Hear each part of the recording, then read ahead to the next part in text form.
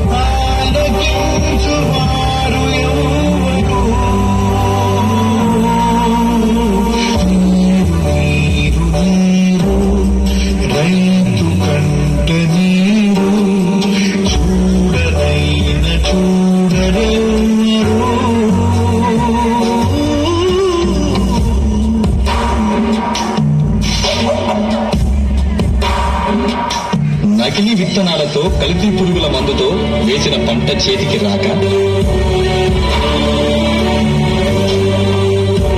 డబ్బులు తీసుకుని 8 రోజులైంది, ఇంకో 2 రోజుల్లో కొట్టకపోతే నేను ఇల్లు వేలా వేస్తా.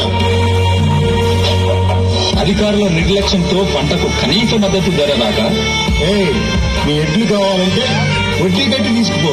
అయ్యా అయ్యా అయ్యా ఎడ్లు లేకపోతే పొలంలో పనులు చేయలేమయ్యా.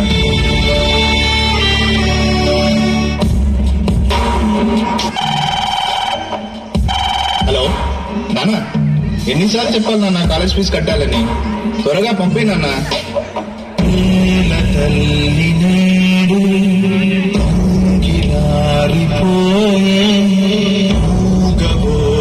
రైతు నాగరి ఆయువంత చూడు ఆర్తనాదమాయే గొంతు కోసుకుంది ఆకలి.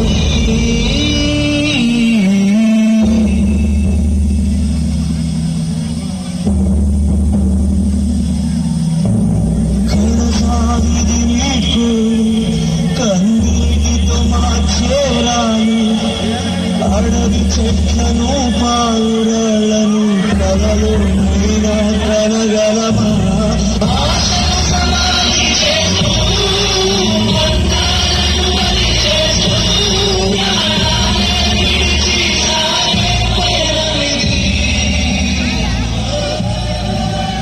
పంట వేస్తే నష్టాలే కాని లాభాలు పొందలేక నేటి సమాజం ఆకలి తీర్చే అన్నదాతకే నేడు ఆకలి మిగిలింది.